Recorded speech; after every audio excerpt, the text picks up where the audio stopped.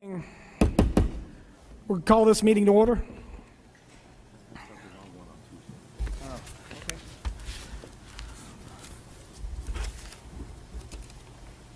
We have a supervisor who wants to call in, Mr. McLaughlin, but we do have a quorum present. The chair was contacted by Supervisor McLaughlin, and he stated that he would not be able to physically attend the board meeting today due to personal obligations, and he's in South Florida. He stated that he would like to participate remotely. Want to do a call for approval for Mr. McLaughlin's remote participation in the meeting. Mr. Skinner, to allow Mr. McLaughlin to participate remotely. Aye. Mr. Marshall. Aye. Dr. Trampy. Aye. Mr. Ross. Aye. Mr. Yakubowski. Aye. Chair's aye. Mr. McLaughlin, are you on the line, sir?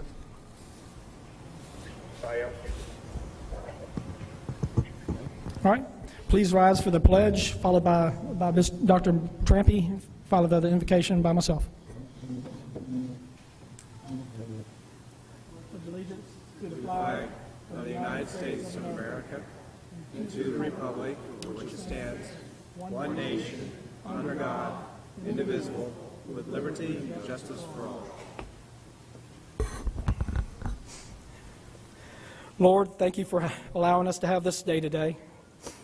Please be with our citizens who are struggling and at a loss. Give them comfort. Cover them with your arms of grace and love. And Lord, please be with our community, our fire rescue, police, military. Please keep them safe. And Lord, please be with this board as we conduct this business tonight. Let the public have decorum. Let us all accept and give understanding to each one's opinions and voice. And just thank you for all your love and everything that you do for us, Lord, in our lives. Amen.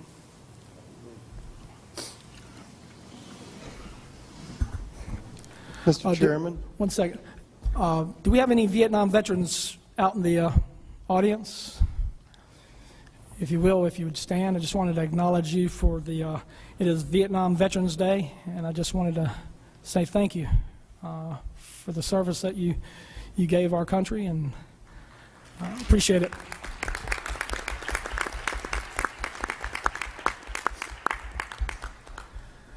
And I'm going to go ahead and, myself and Mr. Marshall have to read a disclosure statement. I'm going to go ahead and get that matter of business over with. I hereby disclose I have an interest in the budget transaction as a retired employee of the county. My disclosure is on file with the clerk and is available to the public for review. Mark, Amy, please record this disclosure in the minutes of this meeting as required by law. All right, I'll go ahead with mine. I hereby disclose I have an interest in the budget transaction as an employee of the county. My disclosure is on file with the clerk and is available to the public for review. Mark and Amy, please record this disclosure in the minutes of this meeting as required by law. All right, Mr. Taylor, the floor is yours. Very good, Mr. Chairman. First item of business would be the approval of your agenda. There is a bullpen item. It is a brief budget information presentation added at the front of the agenda. And with that, ask consideration to approve the agenda. Motion to approve. All right, a motion to approve the agenda by Mr. Yakubowski. Mr. Skinner? Mr. Marshall? Aye. Dr. Trampy? Aye. Mr. Yakubowski? Aye. Mr. Ross? Aye. And chair's aye. And Mr. McLaughlin? Sorry. Sorry, Mr. McLaughlin. So that brings us to the presentation, Mr. Chairman. I have asked the chair and the board to step down to the reserve seats on the front row in order that we not project this presentation on your upper bodies. Yes, sir.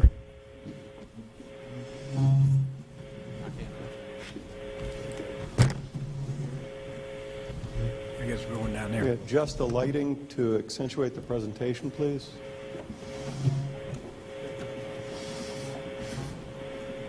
There are handouts circulated in the room, folks, and the purpose of this brief overview is to explain succinctly the information provided in the handout that has been distributed to you.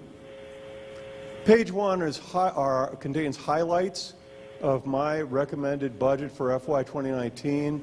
Also sets forth total operating and capital expenditures by fund and compares the FY 2018 budget to the adopted FY 2019 recommended budget. Page 2 shows budgeted expenditures by function, a forecast of general fund revenues and expenditures, components of the $126.7 million proposed transfer to the schools, and on the bottom, the exploded dollar bill that sets forth the average residential real estate tax bill and its use by budget function at the equalized tax rate, which is 81.46 cents.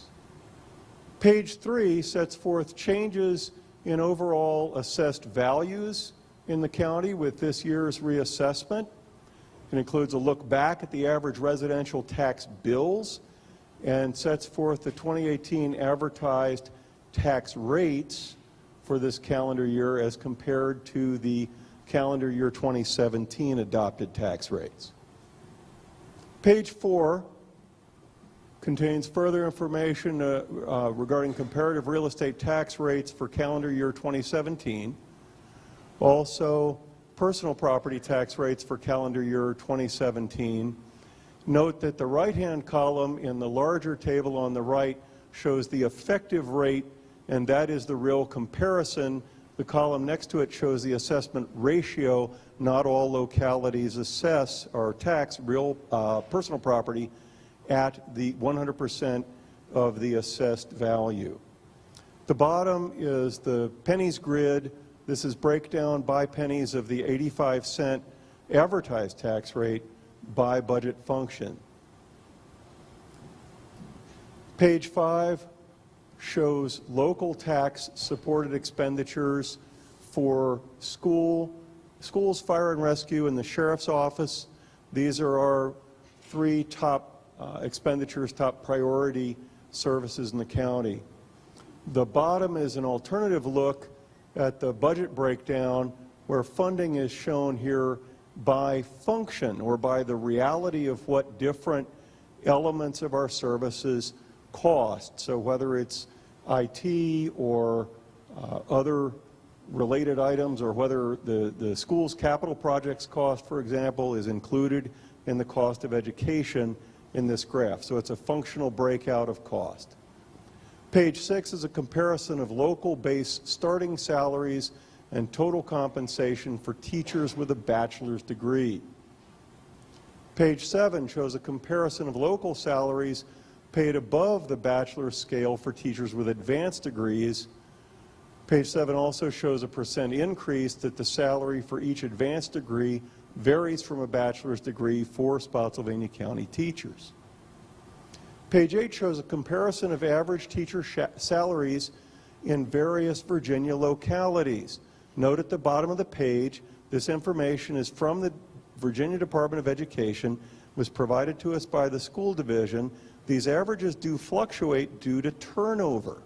So these average salaries are for all teachers in a county unit, a school division, and the overall average will fluctuate particularly if there is retirement of older and higher paid individuals and their replacement with new and lower paid individuals. Bottom is the average salary for larger school districts in the Commonwealth. Page 9 shows the number of vacancies for licensed positions in FY17, that's our last year of available data, by school or other location. This is from the Spotsylvania County Public Schools. Page 10 is an exit survey data that indicates the reason employees left Spotsylvania County Public Schools last year. Again, this is school division data. Also shown are results of a survey indicating employee intent for next year. Page 11 is a cost per student comparison for Stafford County and Spotsylvania County school operations. Pages 12 and 13 is a historical comparison of salary adjustments for the school division and for county staff. Finally, next steps in our budget process are outlined. Tonight is the budget public hearing. There is a work session scheduled for next Tuesday, the April 5th. There is not a meeting scheduled, but that's the earliest date for legal adoption of the budget and CIP. April 10th, there is a scheduled work session for discussion of the budget and the CIP. Either the CIP and the budget could be approved on that date, or they must necessarily be approved in order for us to get tax bills processed and out by April 12th. That is the close of the presentation. Thank you very much.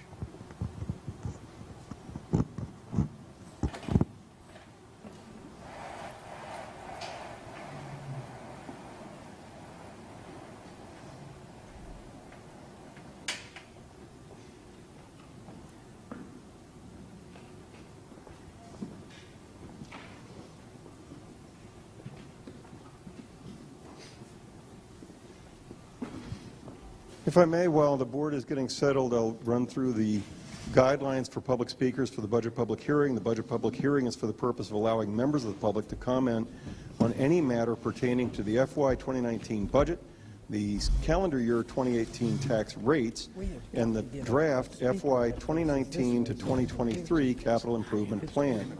Prior to speaking, please sign up at the reception table located just inside the main entrance and with your name, address, and or voting district. Listen for the announcement of your name and be ready to approach a microphone down at the front of the auditorium as the speaker before you is finishing. The time limit for speakers is 3 minutes. For a speaker representing a group, the time limit is 5 minutes, providing that other members of the group will not be speaking. However, the representative speaker may ask all group members who are in support of them to stand. Remarks should be addressed directly to the Board of Supervisors. Observe the timer, which is before me. The green light is to begin. The yellow light is to sum up, 30 seconds here as in the board meeting room in the Holbert building, and red is to conclude. In fairness to others who wish to speak, please adhere to the time limit.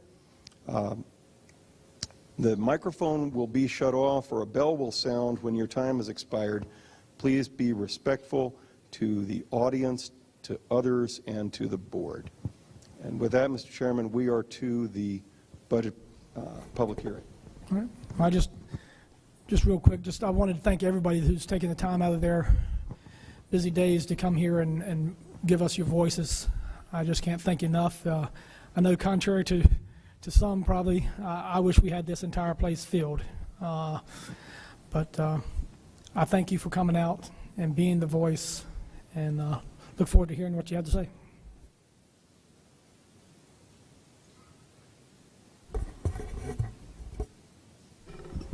Please open the public hearing, Mr. Chairman. Most importantly, let's open the public hearing. Thank you, Amy. I didn't get your hint. On the floor, there are 2 microphones. I'll call you up in order of 3, so if you can line up at the microphones, that'll help us get to each of you quickly. The first speaker is Dr. Gullickson, followed by Michelle Hedrick, followed by Rita Gerard. Good evening. Thank you. Thank you for this opportunity to speak in front of you. It's a government at its finest, I believe. I'm here really to give you a report card about how Germanna is serving Spotsylvania County, and you have in front of you a little folder that has a PowerPoint, which I'll go through line by line. No, I will not. But I do call your attention to it for many reasons. First, because it tells you who from Spotsylvania County is attending our college. And you'll notice about 35% of our students are from Spotsylvania County, and we're proud of it. You'll also notice that we serve a really pretty young population of Spotsylvania, and probably that's a really good thing because that indicates that parents are actually saving money by sending their students to Germanna for less than $5,000 a year tuition before they go off to their other university education. You'll notice that, like most community colleges in the country, we are majority female from Spotsylvania County, and we are majority female at Germanna as well. I thought you'd be interested to know what the majors are, what your students are going into, And so the next few pages of that handout tells you exactly what Spotsylvania students are going into what majors. And it's interesting to note that most of the majors from Spotsylvania County are actually transfer students, which again fortifies the notion that students are coming to us for their 2 years. Hopefully parents are saving money and then they're transferring on. It might interest you to know that research shows that students who start at Germanna and finish at university as providing they complete their Germanna degree actually have a greater success rate than students who begin their first freshman year at Germanna. We also thought it might be interesting for you to know what majors people are going into in the career tech field, and you'll notice that the far biggest are health-related fields, and we have most of those programs, actually all of them, at Locust Grove. Many Spotsylvania students travel to Locust Grove to get those classes. If you look at page 7, we're talking particularly about some of the services we're giving to the county, some of the services that we're providing along with Spotsylvania schools. Dr. Baker, who is back there, and I work pretty closely together. We meet every 2 months with a big group talking about how we can best serve our students, and they are our students. And the end result of that is we are developing specific pathways for Spotsylvania High School, all of the high school students and all the high schools, so that students can go seamlessly from maybe even their junior year into college level courses in their senior year, and then continue at Germanna following that. It's an exciting partnership. It's new for us, and we're thrilled to have it. We also serve about 330 dual enrollment students. Gladys P. Todd Academy is specifically for students who are high-risk students but high-potential students, and we serve one of your high schools with that. We also provide a career coach. A career coach is somebody who sits in the high school, works with counselors in the high school, paid by Germanna, and that person's job is to actually assist students regardless of where they want to go to college. So they help with the FAFSA, they help with college applications, and hopefully we end up with some of those students at Germanna as well. We have a special person assigned to Spotsylvania schools to work with them, so that when Dr. Baker or any of his staff want to get a hold of Germanna and want to get something resolved, there's one person they have to call, and that person is their concierge and takes on those issues until they're resolved. You'll also see on page 9 other training opportunities that we have provided to the county and to citizens in the county. We are very excited always to work with Spotsylvania County, and many of you supervisors I have met with, and I've always found you to be very receptive, and I appreciate them. We might even get a road out of it, I guess. We are also involved with just general community outreach. Spotsylvania County has always been very generous to Germanna in almost its 50-year history, and that has allowed us to do outreach in areas that may not be always those that are obvious. For example, workforce development in off-site locations, as well as chamber events, and when businesses open, and sadly when businesses close, Germanna is there. Germanna plans to expand its apprenticeship. We are, in fact, working with Go Virginia and applying for extended funds to help broaden apprenticeships in Spotsylvania counties and other counties that we serve. You are probably more aware than I am even of the really workforce crisis we are in. We are in a crisis in terms of preparing the next workforce. And so we're very excited to be expanding. The last 2 pages talk about our Locust Grove facility, and that facility is on the future. It's approved. It's probably a 3-year build out, and we really need our locality partners to help us. That's part of the way that they're funded. We are expected to come up with about 10%, and I couldn't quite get those signals. So I was at green. I never was at yellow. But thank you very much for looking at that, and I hope you consider my suggestion. And I've talked with some of you about the need for additional funds, and we can discuss that at a different time. Michelle Hedrick, followed by Rita Gerard, followed by Lisa Amer. Good evening, honorable gentlemen of the board, county administrator, and staff. My name is Michelle Hedrick, and I am a resident of Spotsylvania County, Lees Hill District, and the executive director of Rappahannock Big Brothers Big Sisters. I want to thank you for your past support of $5,500. The Big Brothers Big Sisters Board of Directors was concerned this year at our proposed funding level of $3,000, as it is $2,500 less than in previous years. We understand that the county does have a priority for funding programs that meet basic, immediate needs and funding for intervention. However, our prevention program is necessary as well, as demonstrated by the increase of $800,000 in funding to the Rappahannock Regional Jail. This past summer, I went to the jail with a team of volunteers from the Community Collaborative for Youth and Families, and I sat across the table from inmates and surveyed them about their life circumstances. When asked what would have helped them avoid incarceration, many of them said they wished they had had a mentor or somebody who cared or somebody who could show them the way. 85% of them reported adverse childhood experiences. This is the population that Big Brothers Big Sisters serves. Our mission is to serve children facing adversity. Local service providers have come together over this past year to learn more about the science, yes, science of adverse childhood experiences, as we refer to them as ACEs. Mary Washington Healthcare and the newly created Be Well Council, along with the Community Collaborative for Youth and Families, is hosting a community workshop and town meeting in April about this important topic. 60 Minutes just did a segment on this topic. In recently published studies, it has been proven to be scientific fact that adverse experiences as a child fundamentally changes the structure of the brain and is a powerful predictor of physical and mental health problems as an adult. Therefore, it is becoming increasingly clear that the work we do with providing children with mentors isn't just nice and heartwarming. The latest research on childhood adversity reveals that the single most common factor for children to develop resilience is one stable, committed relationship with a caring adult.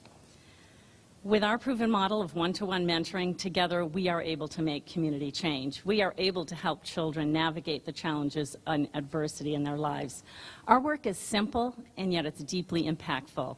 Our mentors model responsible behavior and encourage positive life choices and help children develop the protective factors and behavioral assets that they will need for a productive life. We can rescript the lives of children. They do not have to be a product of their circumstances. Our community needs to have all children succeed, because if they fail, as we can see from this year's proposed budget, there is a real dollar impact on our county with increased law enforcement, social services, and regional jail funding. And we are a prevention program that saves the county money and its residents in the long term. Our organization invests over $65,000 in the children of Spotsylvania County, and I respectfully request that the Board of Supervisors reconsider the funding level for Big Brothers Big Sisters. And or in light of this reduced funding level, I would ask board members and community members here and our neighbors to consider a donation to our organization through our website, rbbs.org, to help us meet our budget in order that we can help providing children who have adversity with supportive mentors that will change their lives for the better forever. Thank you for your consideration. Rita Gerard, followed by Lisa Amer, followed by Ann Klockner. Good evening, Spotsylvania County Supervisors and Administration. My name is Rita Gerard, and I am the Executive Director of Mental Health America of Fredericksburg and a Spotsylvania County resident. Thank you for the opportunity for us to speak with you this evening. On behalf of the people that we serve, I want to thank you for your past support of our organization and for your proposed funding this year. Along with me tonight is Teresa Bowers. She's the Director of our Senior Visitors Program. And our Senior Visitors Program is probably the one that you're most familiar with. The clients that we serve are senior citizens. Most of them still live in their own homes, and they're often homebound because of physical disability or visual deficit. Most are socially isolated and many have lost their connection to their community. But the Senior Visitors Program provides a trained volunteer who makes a free weekly in-home visit for socialization and support services. Currently, we support 113 seniors, and 39 of those seniors are Spotsylvania County residents. Many of our senior clients who lack family and social support come to rely on their senior visitor. That senior visitor might be the only person that they talk to all week long. And they also come in and they'll give them someone to spend time with and help run errands. This supports the senior, and it helps the local economy of Spotsylvania, because then they can go out and buy stuff. So that's not in my script. But anyway, I can't emphasize enough the impact that this program has on the lives of seniors who were very lonely and disconnected from their community before enrollment in the Senior Visitor Program. The seniors that you represent and that we serve, thank you for your continued funding. I also want to take this time to thank you for your support in the proposed budget of our helpline and our suicide prevention education programs. Our helpline is another free program and another free service that we offer at Mental Health America of Fredericksburg. And it can be used by anyone of any age who is seeking more information about mental health resources in our community. We maintain the only list of local licensed and certified mental health professionals, in addition to local support groups and other mental health resources. Often our staff is the very first person that a helpline caller will talk to and admit to them and talk to them about their depression, thoughts of suicide, their anxiety, and that their need and their request for help. This is critical when today we're seeing so much about mental health in the news these days. Our suicide prevention education program started in 2014 in Spotsylvania County High Schools in the 9th grade, where we taught the signs and symptoms of depression and suicide ideation to freshmen. We taught it for them to be able to see it in themselves and in their friends, and more importantly, what to do about it, how to seek help. We've been able to expand that program to include the 7th and the 9th grades, both in Spotsylvania and in Fredericksburg, and we're getting ready to move into Stafford. We teach kids that suicide is not the normal response to stress. We teach them an acronym, ACT, acknowledge, care, tell. We teach them that it's okay to say to one of their friends, you know, I'm concerned about you. Have you been thinking of hurting yourself? Because I care about you and I want to help. And it's okay to say, I'm concerned about me and I need help. We teach them that they should tell a trusted adult and not try to handle those situations on their own.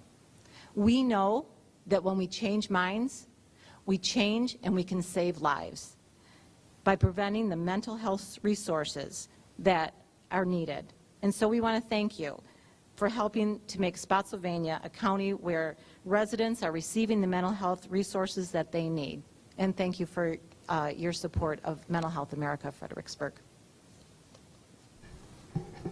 Lisa Amer, followed by Ann Klockner, followed by Todd Rump. Good evening. My name is Lisa Amer, and I live, work, and vote in the Lee Hill District. Tonight I'm going to speak on behalf of the children of Spotsylvania County and what we as adults have the obligation to provide for them. Our children deserve to be college and career ready by the time they graduate. Our children need to be competitive in order to assure success. Our children deserve an equitable education through differentiated instruction and special programs to meet their needs. These programs include special education, ESOL, speech, music, occupational and physical therapy, gifted education, governor's school, the IB program, reading and math support. Every child deserves to have their needs met. Our children deserve to feel safe and secure in schools. They need to be able to focus on learning and not violence. Our children deserve access to basic supplies and the most up-to-date educational materials and equipment. Never should it be said that lack of any of these prevented a child from reaching their full potential. Our children deserve safe and reliable transportation to and from school, including after-school activities. We need to get these kids to school in order to teach them. Our children deserve to learn in classrooms with a low student-teacher ratio. Overcrowded schools and classes prevent our children from reaching optimum success. Our children deserve access to mental health and social work professionals. This is essential in today's changing society. Our children deserve buildings that are in good repair. Our schools are getting old and they need to be fixed and modernized. Our children deserve affordable and nutritious meals because no one can learn if they are hungry. Our children deserve a top-quality education delivered by top-quality educators. This means fair and competitive salaries to attract and retain valued personnel. Yes, I do understand this all takes money, but it is up to you gentlemen to have the desire to finance this money. You have the ability to set the tax rate so that our schools, as well as our fire and sheriff's departments, be fully funded. Please give our kids and community what they deserve. I leave you with the wise words of Benjamin Franklin, and he said, "The only thing more expensive than education is ignorance." Thank you so much. Ann Klockner, followed by Todd Rump, followed by Athena Jackson. Good evening. I'm the Executive Director at Legal Aid Works, and we've been serving Spotsylvania County since 1973. I thank you sincerely for your prior support. We're asking for level funding. We understand all too well the tough times that are tightening all budgets. Our 4 full-time attorneys and 1 part-time attorney in our Fredericksburg office cover 5 counties and 15 courts. We represent low-income people who need an attorney in civil legal matters. We represent victims of domestic violence. We help people get unemployment benefits that have been illegally denied. And we help resolve landlord-tenant and foreclosure matters. We're the only agency providing this service. In your county, there are 10,726 eligible low-income persons who would qualify for the services of our 5 lawyers. As an outside agency, we behave like an inside agency by helping county governments in 3 important ways. We take the strain off your social services safety net by lifting clients out of poverty with enforceable court orders of child and spousal support, as well as unemployment benefits that the clients would not otherwise have won without our legal intervention. We help the county court system run efficiently by helping those who can't afford an attorney. Those who represent themselves slow the system down considerably. And we aid law enforcement and the Commonwealth's attorney by working with victims of violence to secure enforceable protective orders. We leverage your financial support to provide legal services that benefit your citizens. In the last fiscal year, 462 of your residents were assisted by our 5 attorneys, including several critical domestic violence cases. We obtained $139,000 in annualized child and spousal support and avoided $34,000 in unlawful fees, fines, and debts. When you total the amount of real, measurable financial help we give the residents of your county compared to the amount you give us, that's an excellent return on your wise investment. Your county's poor citizens received more than $173,964 in those enforceable court orders and avoided additional costs. In the last fiscal year, the 3 offices of our agency obtained nearly $1 million for our clients throughout the 17 counties we serve with just 9 lawyers. I've brought brochures with me tonight that I'll leave here so that you can provide good constituent services by referring appropriate residents of this county to our office. When you start your meetings with the Pledge of Allegiance, you're putting your money where your mouth is. When you say you're for justice for all and you support us, you're acting consistently with that pledge, and we very much appreciate your continued support. Thank you. Todd Rump, followed by Athena Jackson, followed by Megan Jackson. Hi, my name is Todd Rump, and I live in the Lee Hill voting district.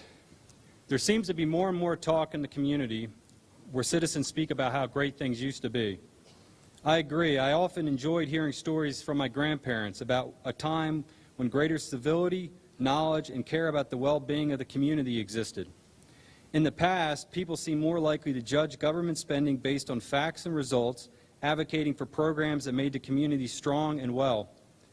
Some supervisors and county residents place far too much weight on our tax rate and not enough on community needs. This increased emphasis on the tax rate has been seemingly used more as a crutch to avoid vigorous and honest debate on the services that are needed to meet citizens' expectations. In some respects, this would seem to demonstrate an indifference towards the community on one end or blind ideological loyalties on the other. Both pose existential threats to responsible governing and harm the quality of life of the community. To be clear, there is nothing improper or dishonorable with challenging new expenditures or reevaluating old ones. But the line between investigating and persecuting is a fine one, and too often citizens have been observed to be stepping over it. Likewise, in too many cases, substantive debates, even within this board, do not take place, at least not in public. In public, Spotsylvania citizens are treated to words of support for education, fire and rescue, and social services, but are forced to continue to plead at 3-minute intervals each budget cycle to encourage this board to move at a steadier pace towards meeting service markers.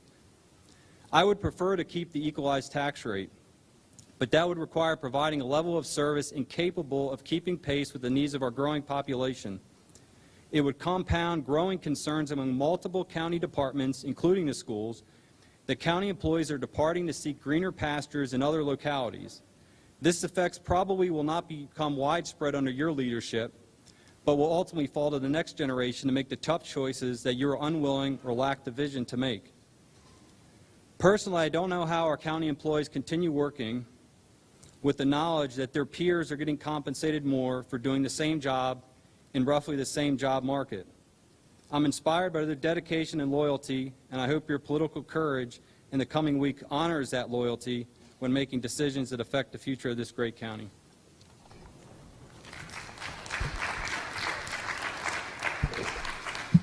Athena Jackson, followed by Megan Jackson, followed by Pamela Pell. I don't know how to move this. Someone help me? They taught us to do this when I was a kid. Thank you. Thank you.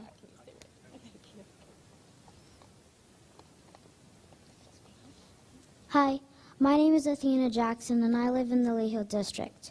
My reasons for speaking are I don't want to have to go to school and have to worry. Even though I'm a kid and I'm going up here, that still means that you have to listen to what I'm trying to say. I know my mom has gone up here and has said this many times, but still, we need at least one police officer at every school. Also, people should not be able to come to any school with a big bag. That is just mind-blowing. They could have anything in that bag. That is just unacceptable. I also want students to take all of our drills very seriously. One day, it could be real. Also, if any of you out here tonight have kids, you should tell them this. If you see any kids getting bullied or does not look like they have friends, speak up for them, because those are usually the kind of people who come back and shoot up the schools. Here's my motto. Treat others how you want to be treated. Have a good night, and I hope this will make a difference.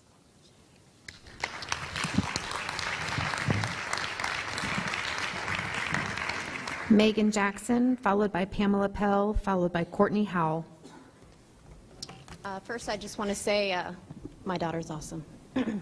Good evening. My name is Megan Jackson, and I live in the Lee Hill District. Again, I'd like to address school safety, and I thank you all for all the discussion regarding this matter recently. The first question I want to answer from Tuesday's meeting is why SROs now? For me personally, it became necessary the day Thornburg Middle received a gun threat. Plain and simple, it got way too real. Like we all do, I told myself this would never happen in my town, and I didn't find that fire inside me until my child's life suddenly became a gamble. Having said that, I want to make sure my vision is clear.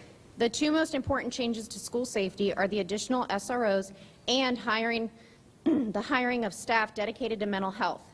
Other than greeting people, SRO duties could include bag checking, because I think we should be doing this, monitoring deliveries, and monitoring cameras. Mental health professionals will focus on people connection, building trust, and positive reinforcement. These components go hand in hand, both of them working together, exhibiting proactive and reactive solutions. It cannot be one or the other. I'm not sure which 120 positions are sought after, but I can assume that quite a few would be fulfilling the mental health crisis, adding more counselors, social workers, and psychologists. You've talked about compromise, and I believe the best one would be making cuts somewhere else. If you can fully fund fire rescue and the Sheriff's Department, you can fully fund the schools. Teachers have one of the most difficult but important jobs out there. They are educating the future. Why should they have to take another hit? Instead of only focusing on what they get underpaid to do, they assume many other roles because they lack the extra hands that are so badly needed. And in today's society, they even assume the potential role of becoming a human shield. To have that as a job requirement clearly deserves respect and proper compensation. You mentioned options other than county deputies. Well, I did the research for you. I sent you all a very detailed email, including cost, on 2 local security companies. And just to clarify, the reason people are skeptical is because we want them held to the same prestigious standards as Spotsylvania deputies. It's a matter of knowing exactly the kind of people we are allowing into our schools. I want to close up by saying this. We have a huge responsibility as parents. Preventing bullying and tragic acts of violence does not solely rely on teachers, officers, or counselors. We as parents are a part of the problem. However, we are an even bigger part of the solution. It starts with us, so lead by example. Open your eyes and pay attention. Get involved in your child's life, show them love and kindness, and teach them empathy and respect. That will shape their future, and that will shape who they become. Thank you.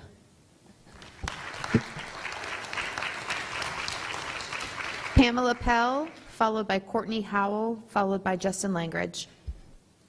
Good evening. My name is Pam Pell, Berkeley District Representative 2 and Chairman of the Department of Social Services Advisory Board. On behalf of the Advisory Board, I would like to acknowledge that this is National Social Workers Month, and I would like to first express my appreciation for all of the efforts performed nonstop by our Spotsylvania Department of Social Services employees. I would also like to express my appreciation for the support the Board of Supervisors has given to both the Department of Social Services and our community-based partners who provide human services programs and supports in Spotsylvania. The needs in the community requiring a response from social services have grown significantly over the years, and you, as a board, have provided resources to assist in meeting those demands. There has been a partnership between the hard work of the agency and allocation of resources by the board. I do not believe many people would hesitate in acknowledging how important the basic assistance programs of Supplemental Nutrition Assistance Program, or SNAP, Medicaid, TANF, and many other programs are to citizens residing in each of your districts. There is no disagreement on the vital work the agency does in child and family services, stabilizing families and helping them achieve safe and nurturing homes, protecting our children and our elderly from abuse and neglect. This work is hard and almost always stressful. The agency faces continuing challenges in carrying out its mission. Year after year increases in workload in the core functions of the agency, rising levels of significant substance abuse in the community, changing policies and regulations.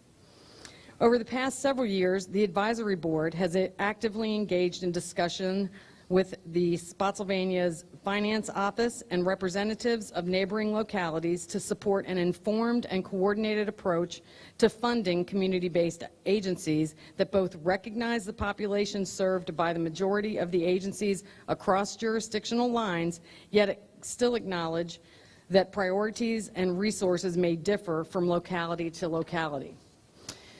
The DSS Advisory Board has always been committed to ensuring that the taxpayer dollars that are being allocated to the community-based agencies are both appropriately used and have a measurable impact in the community.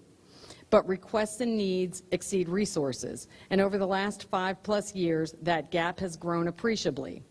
The board identified areas of priority for the government support: agencies and services that address basic shelter, basic sustenance, and/or essential safety, which includes injury, health, and mental illness.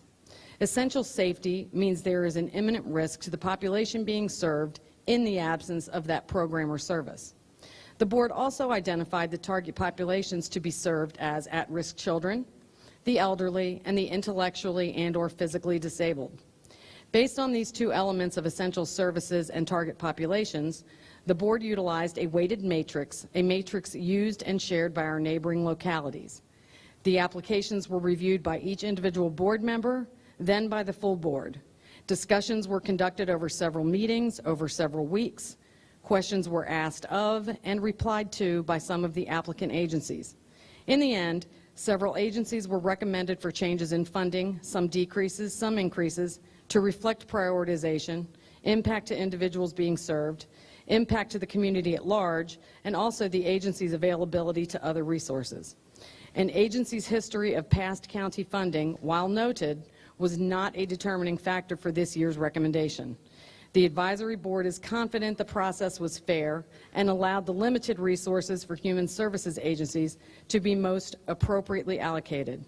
Spotsylvania can be a community where citizens, young and old, regardless of income, have basic needs of food, shelter, and safety recognized and addressed, where opportunities to grow are accessible and effectual. This is what the DSS agency, the county organization, the partnership with many wonderful community-based human services agencies seeks to accomplish. The advisory board thanks the Board of Supervisors for each step we take toward that accomplishment. Courtney Howe, followed by Justin Langridge, followed by Dawn Napper. Good evening, Board of Supervisors. My name is Courtney Howell, and I am a parent of 2 in the Cortland District, both of which attend Chancellor Elementary, who was just nominated this year as a Blue Ribbon school. My son has special needs, and these drive my passion for special education. Therefore, I'm here to speak to the increase in student demographics and additional resources necessary to accommodate our children's needs. As a parent and advocate of special education in our public schools, I implore you to please consider funding additional special education and related service teaching positions.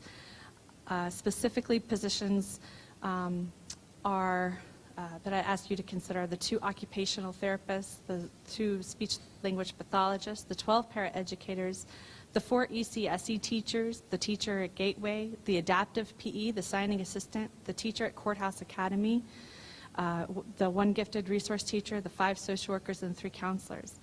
My son thrives because Spotsylvania provides these supports for him, but I know we can do better. The addition of speech and occupational therapists will help to relieve the already strained schedules they have by reducing the number of schools they support.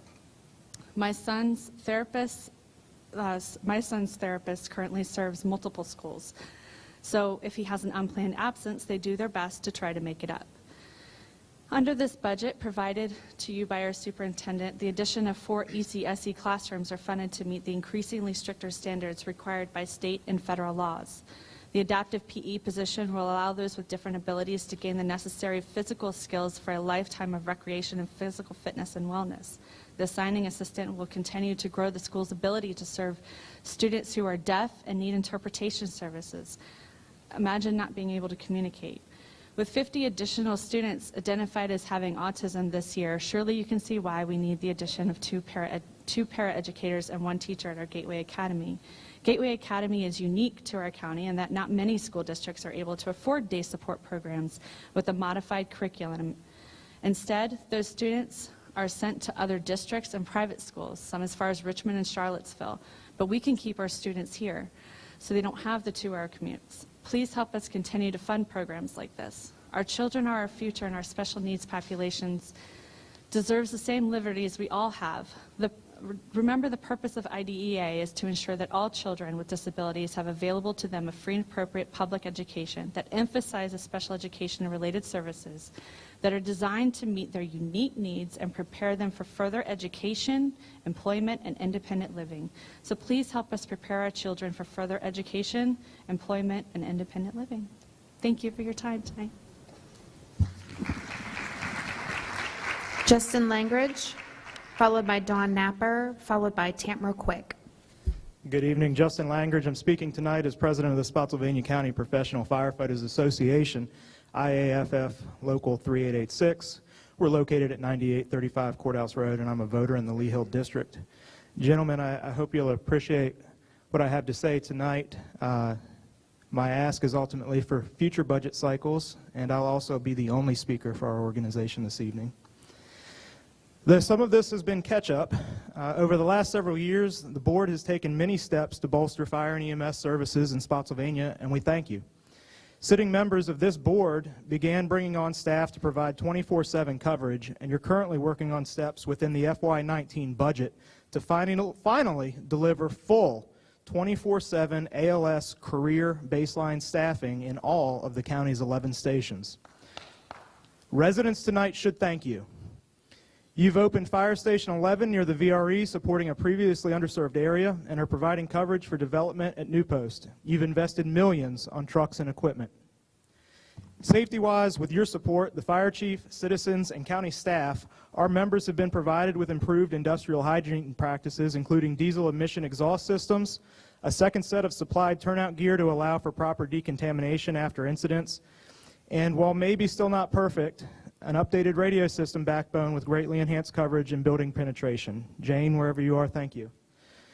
Safety-wise, where we failed is the area of compensation. Frankly, the Evergreen study conducted for county employees missed the mark. Further attempts by county staff to work within budget constraints and ensure that everybody got an equal piece of the pie only seems to have compounded the study's oversights. Fire service positions comprise 4 of the top 5 positions furthest below market, including firefighter medics, who are 24.6% below market. This same position with 4 years of service received the smallest compensation adjustment possible, just 1.3%, the same raise given to all county employees with at least a year on the job. What was the point of the pay study? ALS certified officers are no longer being compensated for their advanced training, and a lieutenant with 12 years in the department makes minimum starting salary for their position, while a lieutenant both hired and promoted 2 years behind the other is making 13% more, further worsening issues of compression. It's recognized that most of the FY19 budget has already been finalized. You all have already selected your budget priorities, and tonight is somewhat of a formality. However, as 1 year closes, it's not long before planning on another begins. And our ask of you tonight is this: as you direct county staff, please make compensation corrections a priority now for next year's FY20 budget process. Another pay study is not needed. The solutions are clear, the data is accessible, and our organization is happy to make suggestions or assist in any way possible.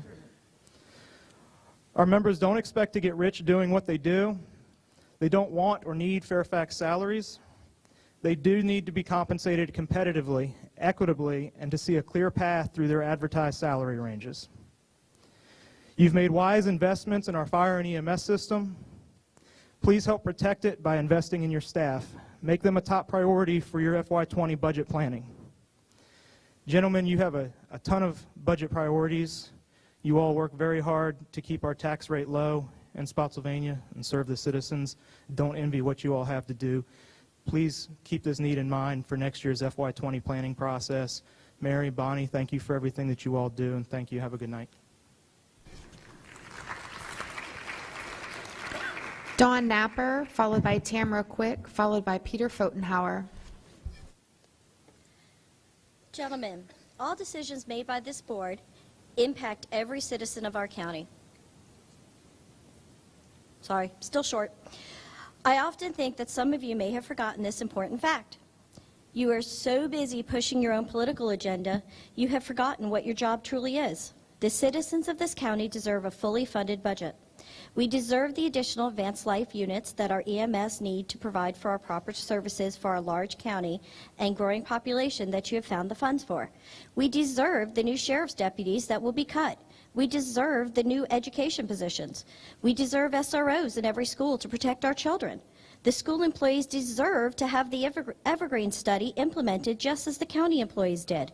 Enough of cutting the budgets of every department and saying if it was so important the money would be found. It is time you did your job and looked out for the welfare of the citizens of this county. Tamara Quick, followed by Peter Fotenhauer, followed by Julie Lovell. Good evening. My name is Tamara Quick, and I live in the Livingston District. I'm a taxpayer, a voter, and a parent. I'm here today asking Mr. Benton and the other supervisors to vote to keep the tax rate the same it is now at the 85 cents per $100 of assessed value. This would allow for fully funded budgets and hopefully, extra student resources officer to provide a safer environment for our children. Don't our children deserve this? My major concern is education and ensuring Dr. Baker's requests are fully funded. I would add that Dr. Baker's budget does not go nearly far enough to provide for our children the teachers that are needed, the teacher training, and the programs that are needed. Students are being denied services, whether it's special education, the needs of the gifted, and all students. I ask that Dr. Baker and my representatives, Mr. Twigg and Mr. Benton, come together with other supervisors and other school board representatives and work to make our schools better for our kids. Don't our children deserve this? The goal should be to bring the funding to the per pupil state average. This may involve Dr. Baker and his staff working with elected officials. This may mean teachers, parents, taxpayers all coming together. This may mean, as I've been told more than once, to come to the table with an open mind, open ears, and a closed mouth. I'm new to the county. I'm new to how all this works. But all I know is the constant infighting and worrying about personal and political interest is harming our children, and don't our children deserve better? I have 4 children in Spotsylvania schools, except one is homeschooled because the elementary school could not provide for her needs. One will go to private school next year because the schools could not provide for his needs with a learning disability. He has dyslexia that affects 1 in 5, so 4,000 to 5,000 students, and they could not provide for him. I have another child in middle school who may have to be homeschooled next year because the middle school does not have a full-time gifted resource teacher, and she's unchallenged and having issues. I moved here from Alabama with the second worst educational system in the nation. I moved here for better schools and a more progressive environment. And what I'm finding is infighting, casting blame, calling names, and not working together for our children. And don't our children deserve better? Our children are worth just as much as the children in Northern Virginia, as the children in Richmond, and as the children across the state. They deserve the same per pupil spend, which will require additional local funding. They deserve the same quality of education. My hope is this time next year you will all work together to make that happen because our children deserve better. I encourage you to keep the tax rate as it is so all departments could be fully funded by their request. Mr. Benton, you said you wanted to see a surplus available if funding needs to be there for additional schools, so I hope you will keep the tax rate the same. It comes to about $120.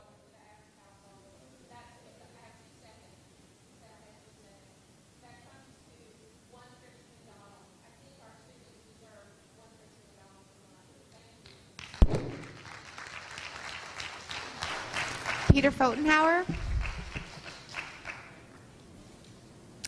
Julie Lovell, followed by Donald Robinson, followed by Leanne Kemp.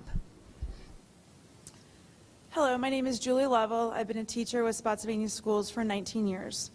I'd like to share with you how my day started. I arrived at school 30 minutes early so my daughter could get some extra help in math. I was going to use this time to catch up on grading, emails, general organization, but instead I spent my extra time sweeping my classroom, which happens to be a gym, because our custodial staff was shorthanded and it needed to be done. This is what teachers do. We get the job done and go on with our day. I share this with you because I currently have 226 students on my roll. With directed study, I am directly responsible for 246 students.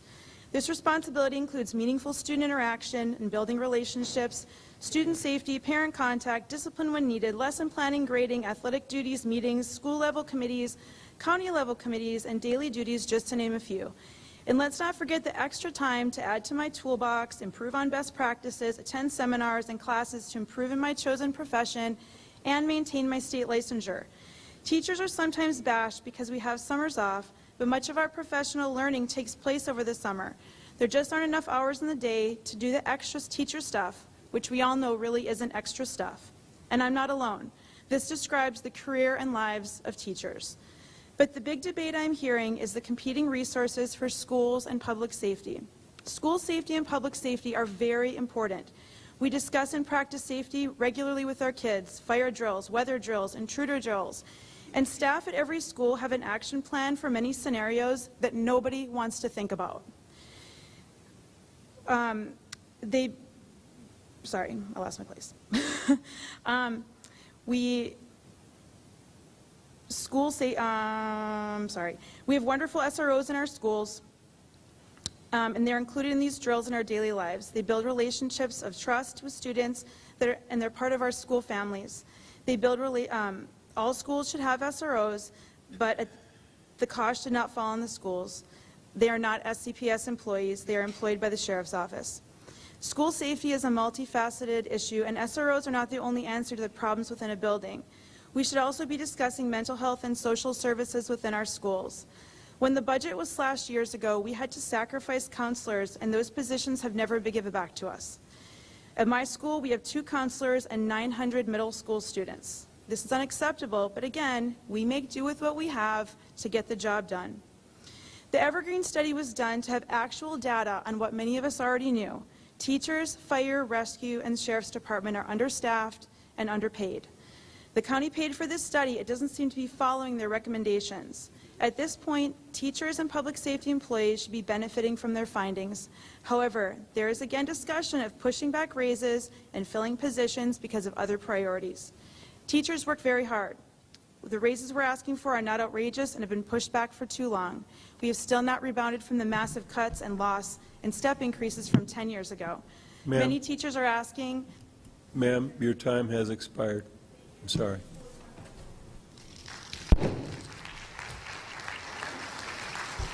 Donald Robinson, followed by Leanne Kemp, followed by Mary Lee Carter. Good afternoon, committee. How are y'all doing this evening? My name is Donald Robinson. I work currently for Naval District, Washington, NDW.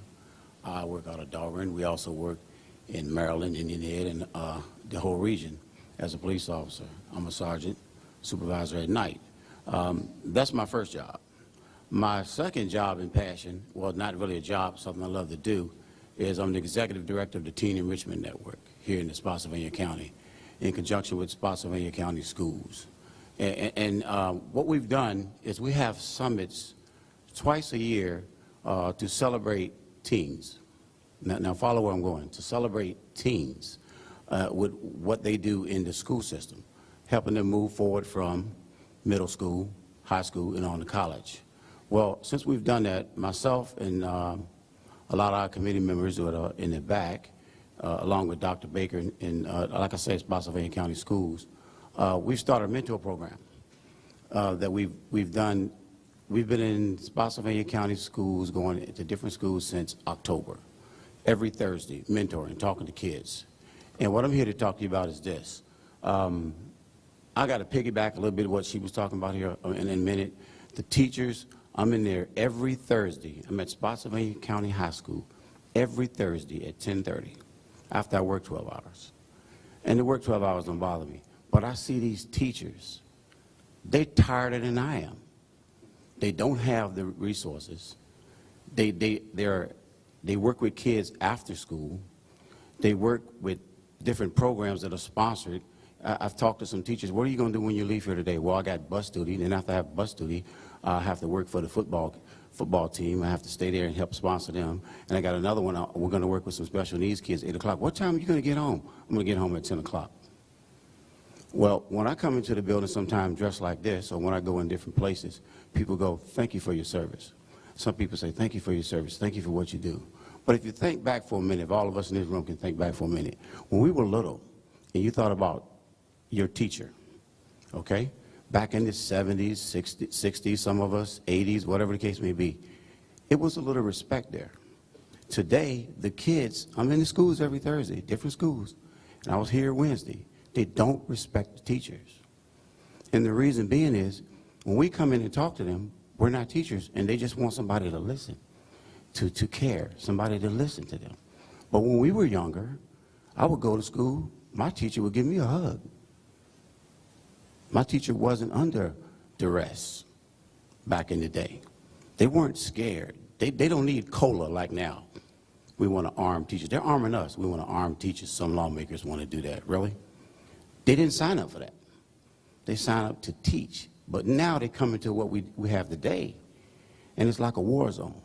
And in my situation, We're taught active shooters, and I'm also mentoring and trying to run this program, right?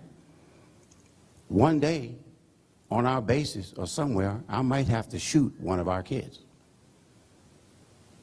You ever think about that? So, I mean, look, we got to look at this.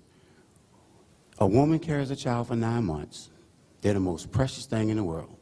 And don't smoke around her. Make sure she's healthy. We treat them like golden when they're in the womb. Then they come out. Where's the attention? What is the first major thing? I never forget my little girl when she wanted to go to school. She ran out the door to go to the bus. She ran. She wanted to go to school excited. Kids get to high school, now they're scared. A little girl talked to me yesterday at this school. She talked to me about, I can't be here next week, Mr. Robinson, after spring break, because it's the anniversary of my father's suicide. Since October, I've talked to at least a dozen kids who've talked about suicide, parent suicide, how lonely they are. They have nobody to talk to. We need to take care of our teachers. We really need to take care of our teachers. They're the first line of defense. Like when I was in the Marine Corps, what is it? You're on the line, the first line. First line of defense for these children when they come out of the house being parented, be it good or bad, is school. And they're around teachers. So I just want to leave you with that. Y'all have a nice day.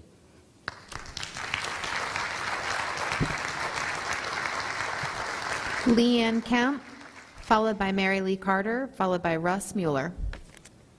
Hi, good morning, gentlemen, or good afternoon, evening. I'm a teacher, so I don't know. Good evening.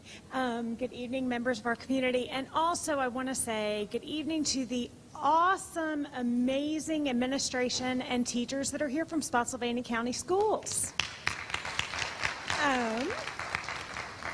Hate to say I'm one of them, but I am one of them.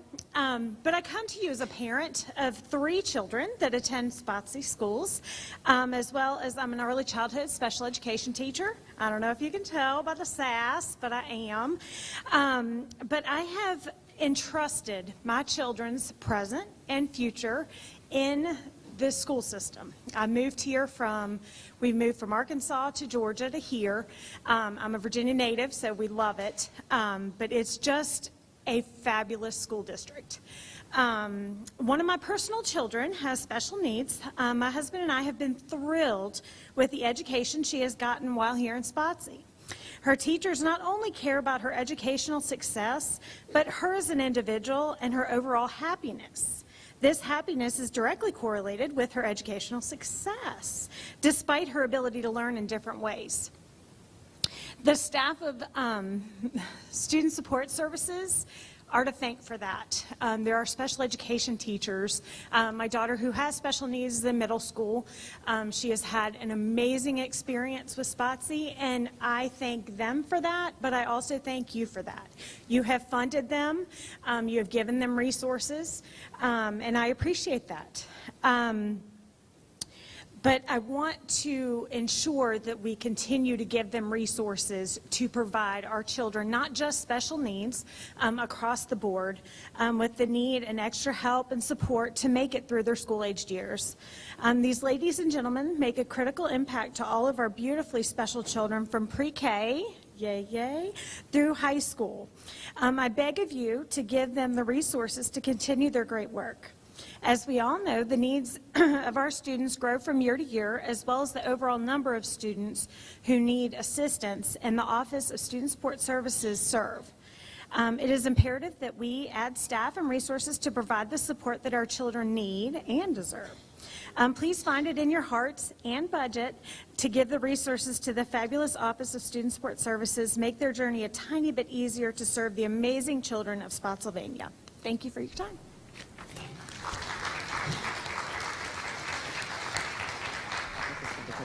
Mary Lee Carter, followed by Russ Mueller, followed by Anthony LaFaro. Mary Lee Carter, Lee Hill District. Thank you all for the opportunity to be out tonight. It's not a plea, it's appreciation. And I want to say that to you as well as to the school board. Follow me along and I want to show you what happens in life in Spotsylvania County.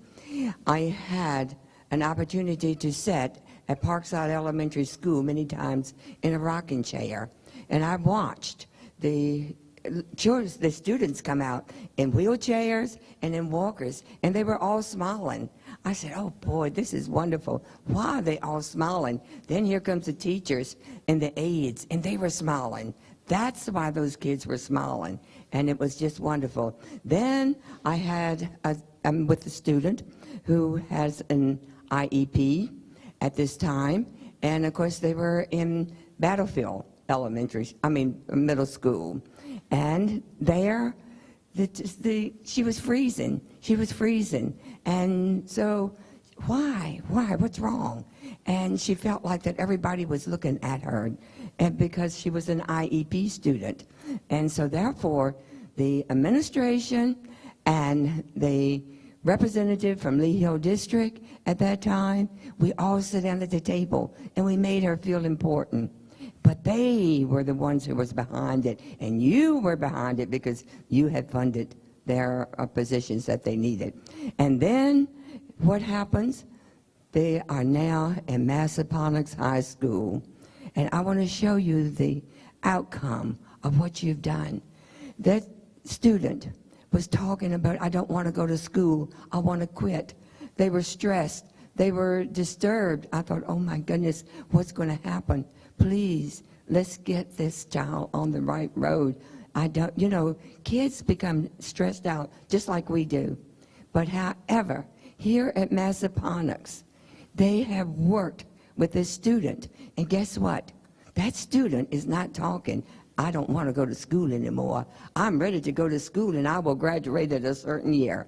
Isn't that wonderful? Thank you all from the bottom of my heart. They are important, they matter, and so do you. And thank you for your service. Russ Mueller, followed by Anthony LaFaro, followed by Jeannie Bergeron.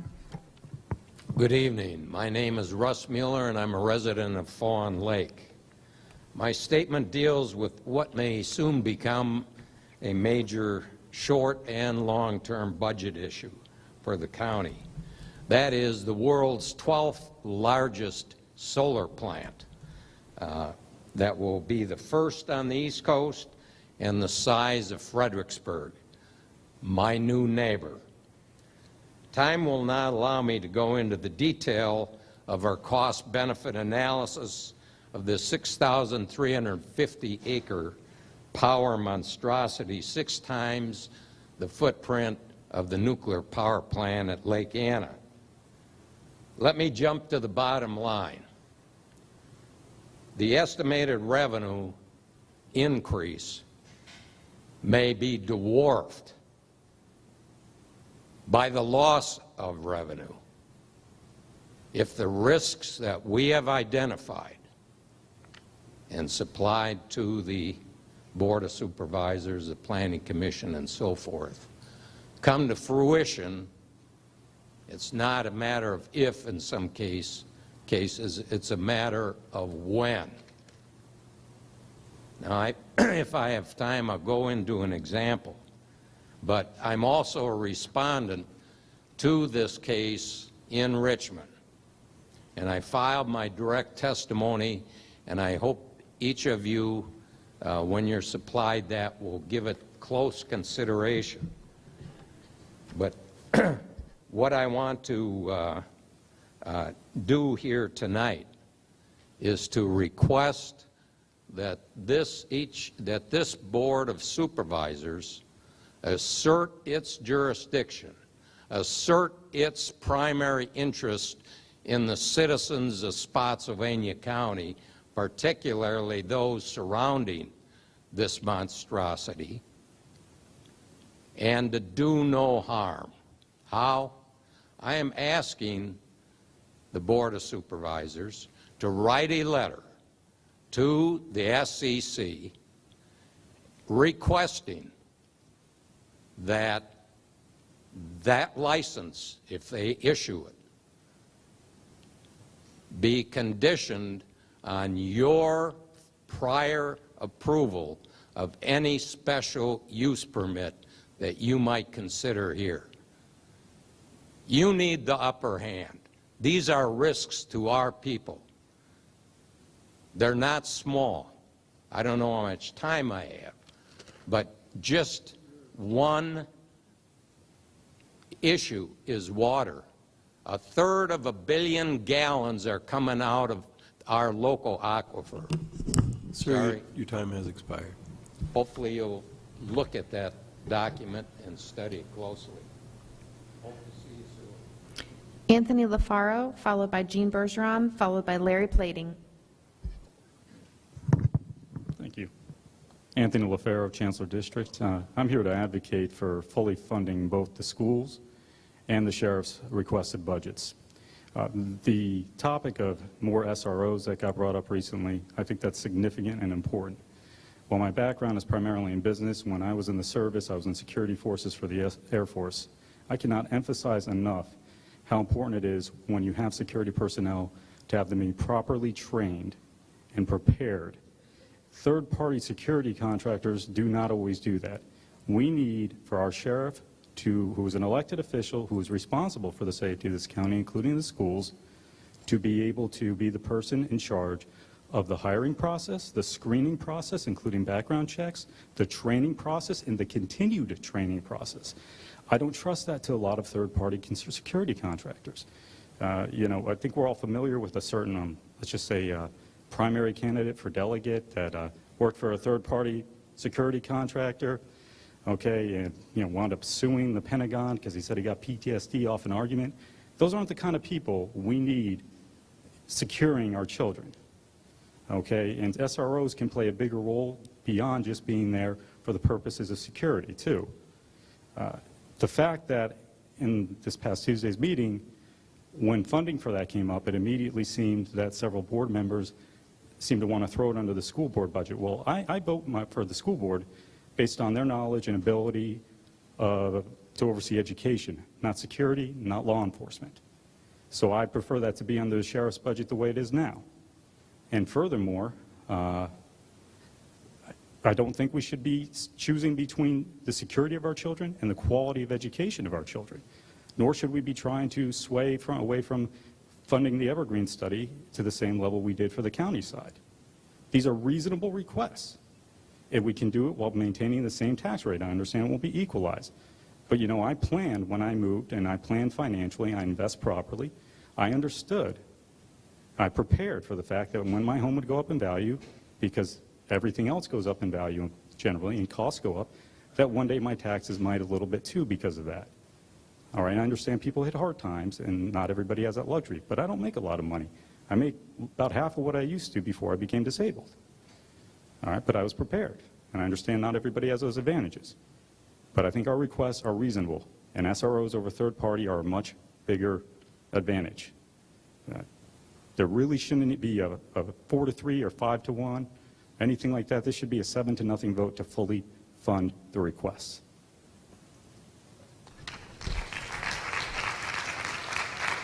Jean Bergeron, followed by Larry Plating, followed by Preston Schlenkerfer. Good evening, gentlemen, ladies, public that have come. My name is Jean Bergeron. I vote in the Battlefield District, and I'm also the Spotsylvania Education Association president. I'm not here to preach to you tonight, but I do want to encourage you to keep the tax rate at the current rate of 85 cents. We need to fully fund one Spotsylvania. We need to take each part of the county's structure, including public safety and schools, and fund it in order to support our community. All of these services revolve around each other.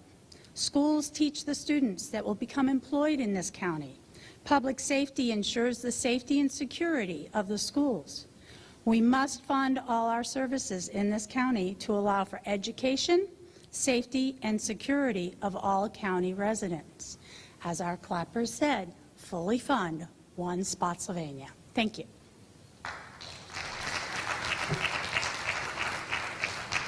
Larry Plating, followed by Preston Schlenkerfer, followed by Andy Swope. Thank you. My name is Larry Plating. I live in the Cortland District. I am one of those senior citizens who live on a fixed pension and am concerned about the tax rate. I thank you for trying to keep it as low as possible. I have no children in the school system, but I am a concerned citizen with a strong interest in education. I just finished 10 years volunteering as a headmaster and teacher to a faith-based homeschool cooperative where no one was left behind.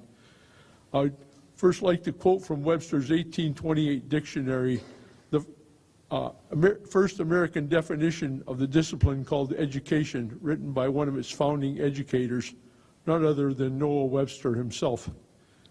Education, noun, Latin, educatio, the bringing up as of a child, instruction, formation of manners.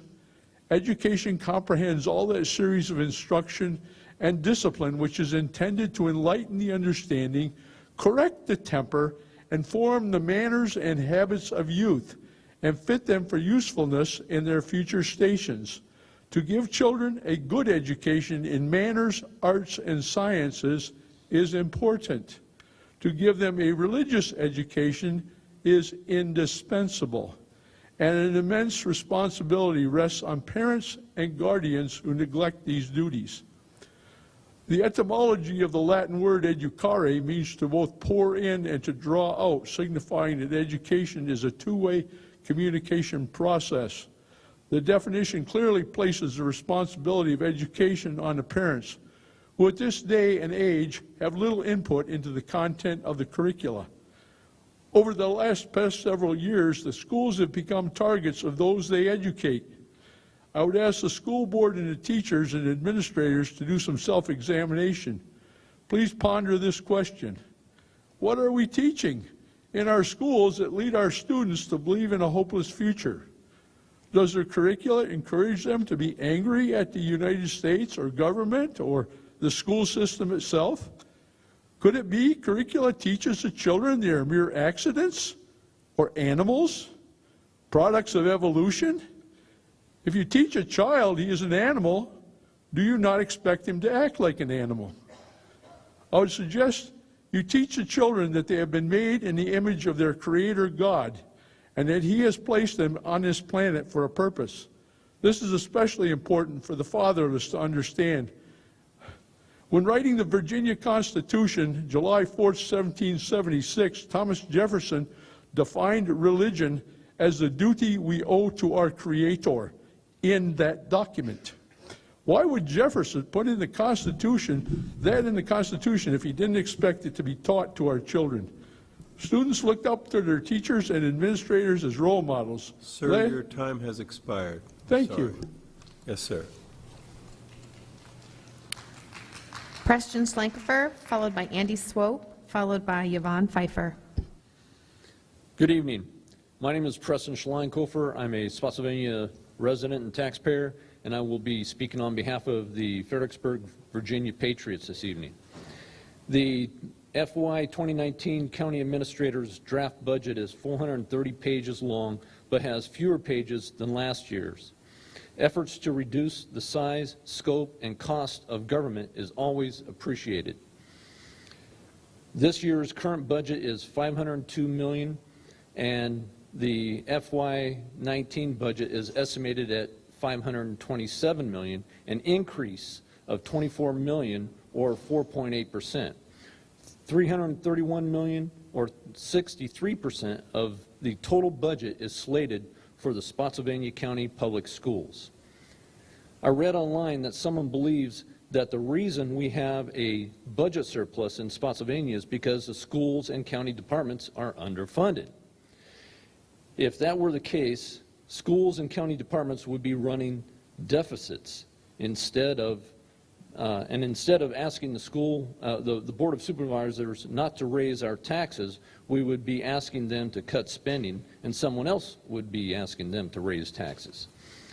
Increased revenues are generated from new home taxes, increased personal property tax revenue, an improved economy, cost savings resulting from a lapse or turnover of employees, health insurance savings for county employees, and fiscal-minded department heads and cost-conscious school and local employees. Thank you for your service, everybody. Property assessments are estimated to increase 7.7% in 2018. That equates to a $15,000 increase in the assessed value of a $200,000 home, and will add approximately $120 more per year to the current property tax collected. Imagine if your home or land is assessed at $300,000 or $400,000 or more. Spotsylvania County had a budget surplus of $7 million in 2016, $12 million in 2017. That is a total of $19 million surplus. We won't know the amount of surplus for 2018 until July, but we know we will have one. The schools had a surplus of $1.3 million for 2017 and used it for unbudgeted purchases instead of returning it to the county to be used for immediate pay raises for special education or para-educator raises and for increases in pay for bus drivers and aides. The answer to why Dr. Baker and our local school board did not want to propose returning the money to the county and using it for immediate pay raises is still unknown. Don't hate property taxpayers who don't want to contribute more money to higher surpluses. No one likes to pay more than they have to for a home, for rent, for a car, health care, or food, and to those who want to pay more, it's called individual charity, and it's welcomed by those asking for and needing it. According to the county administrator, all the money of the schools and county needs is achieved at 82-cent property tax rate, taking into account the increase in property values for 2018. This is called the equalized rate. 82 cents is more than enough to fully fund the county's and therefore the school's budget, and is slightly higher than the 81.5% or 81.5 cent rate proposed by the county administrator. The money is there. It's just up to the county administrator and our board of supervisors to determine how it is spent.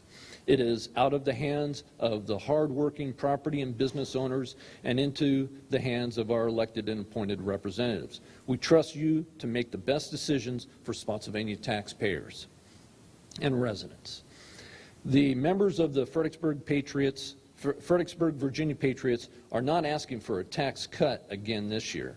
We are asking you not to raise taxes because there is no financial, logical, or common sense reason to do so. Thank you very much. Andy Swope, followed by Yvonne Pfeiffer, followed by Viv Berry. Thank you. My name is Andy Swope. I live in the Battlefield District.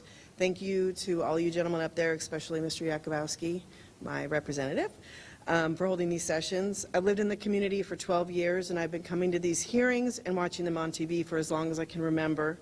I've watched this conversation devolve into an us versus them. I guess it's easy to point a finger at another group and blame them for the situation we find ourselves in, but the blame belongs all around. I'm not a teacher.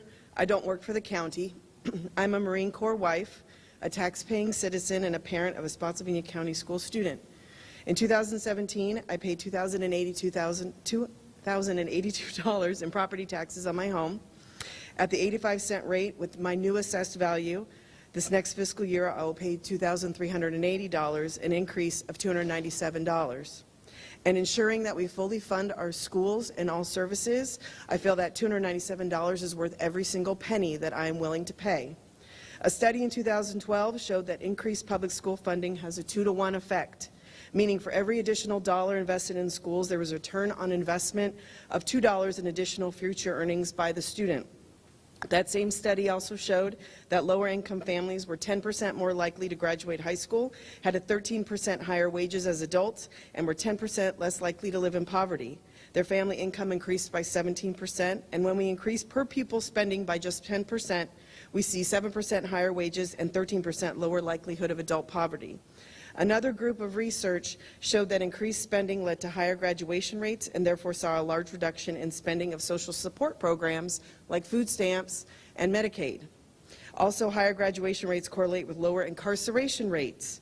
Less people incarcerated means less overall operation costs of jails, so we can pay a little more for education now or pay out for incarceration later.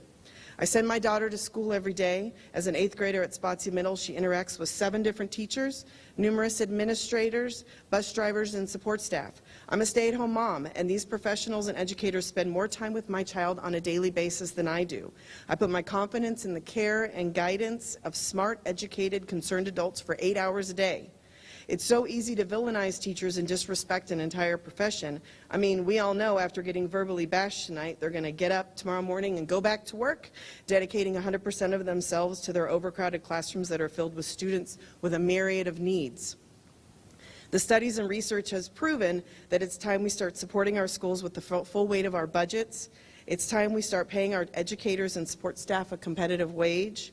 We are educating the next generation of thinkers, of doctors, military electricians, voters. We can invest in education now or suffer the consequences of an uninformed and undereducated population later. Thank you.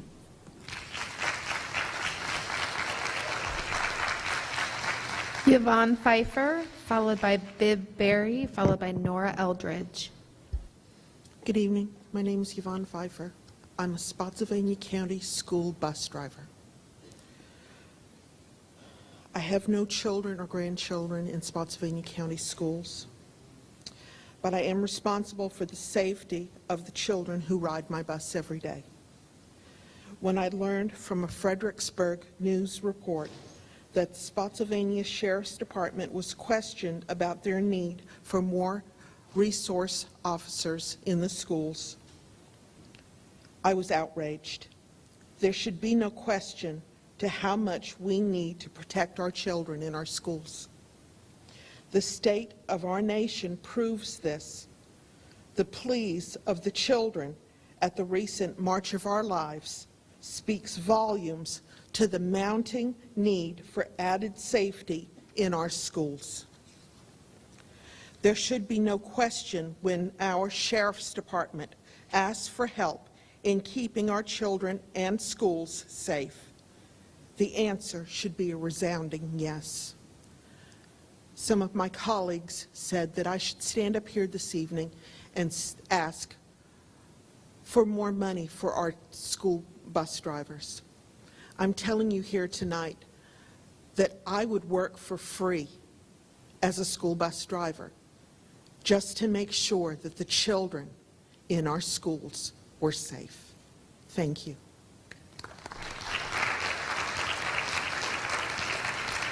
Viv Berry, followed by Nora Eldridge, followed by Dale Swanson. Thank you. Vivica Berry, Lee Hill. I want to thank everyone for being here tonight, our supers and all of us. First of all, I wanted to say to please hold the line on taxes at the 82-cent rate. We're coming out of the Great Recession. We have lots of families in our communities who've been underemployed, who have higher expenses than they've had, who are still recovering from the $4 plus gallon tax on, not tax, but gas prices. I work with a community that's just barely getting back on their feet. They're living in motels, most of them, and that's the stop before the street, or they finally make their way into an apartment. Higher taxes means higher rents. Let's help everybody get up on their feet. And I heard a good friend of mine was at a Credit Com, which was last weekend in D.C. while the marches were going on, talking about money. So Americans, men, women, and children are carrying $12,000 in debt. That's just credit cards. Mortgages are debts. Car loans are debts. Student loans are debt. We need to get off of debt, and we do this by keeping taxes low. Secondly, I'm all for money to the schools, all for it. But giving $2 million more than what I think we're pretty much, or some of us are happy giving, is not going to get bullies out of the classroom. And until we are enforcing the student code of conduct, we have kids and teachers that are being emotionally and physically brutalized. My husband's a Marine. Perhaps there are other Marines here who know all about bar fights. It's the person who gets in the middle of the fight who gets everything beaten out of them. So I talked to a good friend of mine who just pulled his son out. I asked him why. He said his son was one of the bigger kids, and he was always getting into fights defending his friends. And his son was depressed, his grades were going down. He's homeschooling him now, and his kid's coming back. So a lot of us here, the board and myself, we're around the same age. When we went to school, bullies were pulled out of the classroom. They were not allowed to stay there and terrorize kids and teachers. So extra money isn't solving that if we don't have the guts to stand up for the student code of conduct to protect our kids and our teachers. Finally, please give more money to our firefighters and our police. I've had, you see these rescues wagons all over the place. One of them saved one of my neighbors a couple of weeks ago, and they deserve it. Thank you. Nora Eldridge, followed by Dale Swanson, followed by Debbie Wolf. Thank you. Hi, I'm Nora Eldridge. I live in the Battlefield District. I'd like to thank the Board of Supervisors for running a surplus. The very good work on your part. I'd also like you to keep the tax rate at 82%, 82 cents, excuse me, hold the line on that. The teachers are being paid at levels comparable to Fairfax. They are at market. They are not being underpaid, and I think that's great. I think that's terrific because education is important and it is expensive. But there is a time that you sort of have to stop and look at what everybody else is getting. And I think to give the deputies and the firefighters 1.3, that's an insult to what they do. You put on that uniform every day and you have a target on your back. And they should be compensated. Instead of giving teachers 21% over 3 years, $21 million rather over 3 years, give it to the firefighters and give it to the deputies who are out there taking the bullets and the slings and the arrows. Not to say the teachers don't, because they have a tough job, and I do respect that. But they are getting paid very, very well. And also, please stop letting employees in the school district bring their children to our schools, tuition free, getting education, taking spots that could be filled by Spotsylvania children. That is costing us over $1 million a year, and I really don't see a reason for it. If you have adequate schools where you live, send the kids there. I'd also like to remind the board that a resolution had been passed that when someone is up here speaking, that comments and laughter from the audience is not supposed to be tolerated and is supposed to be shut down. And I got laughed at, and you did nothing about it. Dale Swanson, followed by Debbie Wolf, followed by Ann Ellis. Good evening. My name is Dale Swanson, and I live in the Cortland voting district. And I'm speaking as a taxpayer and lifelong resident of Spotsylvania County. I would like to thank some of the supervisors and Mr. Taylor for doing such a great job with the budget the past couple of years so that we have a $12 million carryover. Property assessments are up. So even if you vote for the equalized rate, most of us are going to pay more, and some of us will pay a whole lot more. I would ask, why are we spending $1.2 million of county taxpayer monies on non-resident students of school employees? Not just teachers, any school employee. Is this not an unspoken and untaxed benefit to teachers and school employees? The school board is out of control, asking for $5 million more in recurring funds, yet they are borrowing nearly $5 million of CIP to install turf football fields in the high schools. The Evergreen study states that our teachers are getting paid at market and above, and yet the runaway school board wants more money for 4% pay raise for teachers when our firefighters and the rescue workers are not getting that. Gentlemen, I ask that you do not cave into the pressure of the SEA. Mr. Marshall, you campaigned on conservative values and spoke to how poor the residents in the Berkeley district are. Voting for anything more than an equalized rate will hurt your constituents and runs contrary to your campaign promises. Make the school board get their priorities straight. Instead of AstroTurf, how about making our schools safer by securing their doors and entryways? Make our children's safety a priority. Resource officers is not the answer. We need to make our schools safe. How can you, any of you, justify a tax increase or a rate higher than the equalized rate when we had a $12 million surplus last year? This is our money. I asked you to do the hard work and hold the line. Vote for an equalized rate. Raising taxes is easy. All you have to do is hold a gun to our heads. Thank you. Debbie Wolf, followed by Ann Ellis, followed by Christine Culberson. Good evening. My name is Debbie Wolf, and I'm a resident at Lees Hill. I am a citizen of the county. I work in the county as a teacher, and I am a parent of students that attend Spotsylvania County schools. This year will make 26 years of teaching for me. I am very proud to say that I've made it this far. It's not been an easy road, but it's a road that I've been proud to be on. I don't want to take your time by going through different facts and different situations.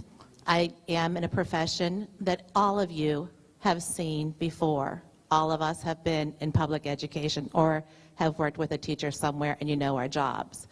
I am asking that you please do what I ask my students to do, and that is to put safety first.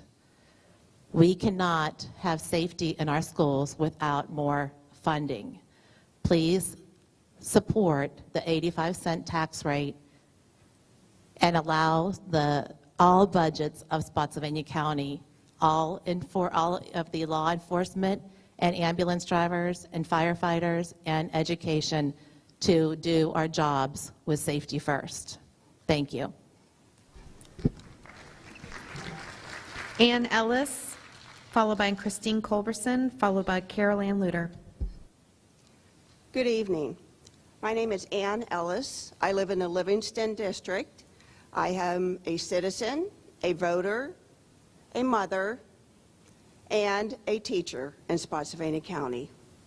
I have been teaching for 28 years in special education, and I am very proud of my job, and I'm proud of all of the students that I've touched. It's very rewarding when you're out shopping and you see a student, a former student, come up to you and say, "Thank you, Mrs. Ellis." My husband is also a teacher, and many of his older students would come back and say, "Mr. Ellis, you were correct. You were right." It's wonderful to be able to be in this position and touch and affect students in a positive way. I would like you to please fully fund the budget at the 85-cent tax rate for the schools, for the fire department, rescue, and the police force. Thank you. Christine Culberson, followed by Carol Ann Luter, followed by Devine Mathis. Good evening, gentlemen. I'd like to say good evening, especially to Mr. Marshall. I'm Christine Culberson from the Berkeley District. The last time I spoke to the board, it was a slightly older Mr. Marshall sitting in that seat. So I'm glad to be back here speaking to you all this evening. I would respectfully request that you all vote for the 85-cent tax rate. We have been cutting the budget and observing the budget very closely and trying to be as cost-effective as we can be. At a certain point, cuts hurt. Now, you all mentioned this summer that you were talking about getting rid of the Marshall building because it's an older building and it needs a lot of work, and you're concerned about those costs. What happens with an older school? We don't have the luxury of getting rid of it. We put our kids in those buildings with 20-year-old carpet held down with duct tape and 38-year-old bleachers that fall off the wall, and we put them in buses that have 200,000 miles on them. We do it because the school board does not have the funding from you to buy everything and fix everything that needs done with our older buildings and our older buses and our older supplies. We're trying. We make do every day in the school system, doing more with less. But at a certain point, we just need more. Our police need more. Our fire needs more. At a certain point, nobody wants to pay more, and I appreciate that. But a fixed budget is a constraint to where we need to go to help and serve those in this community. So if we need to raise the taxes a little bit, and we all need to pay a little bit more, we're not going to like it, I get that. But together, we can combine that money to make the fixes that need fixed. Take care of our police and fire so we don't train these folks and then lose them to other counties where they can make more money. hire the extra teachers and support staff that we need to take care of all of our students who are special in all of the special ways that they need help. I would like to see more planning going into taking care of our buildings, from the Marshall Center to our schools. This building is where my youngest special needs child goes to school. I'm very glad he's in a classroom and he's not in one of the trailers out back. In today's school safety climate, I would be very concerned for children who are attending schools in trailers, and that is starting to happen given the growth that we're seeing.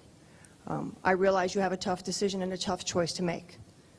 I realize that this planning is going to be a difficult discussion to have, but that 85-cent tax rate is going to enable us to combine our resources and start making the improvements that we need to make to buildings and to staff, and adding to our staff, and taking care of the people of this community. And that's what we need to be doing together. I'm going to use my favorite quote from Dolly Parton: "You can't put 10 pounds of potatoes in a 5-pound sack." At a certain point, we can't keep doing what we need to do with our system, schools, budget, fire, budget, police budget, without the resources from everybody, and that takes your vote. So please support the 85-cent tax rate. Thank you, sirs.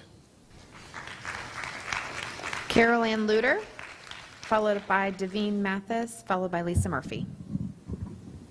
Good evening. My name is Carol Ann Luter. I live at 9810 Poplar Forest Road in the Lee Hill District.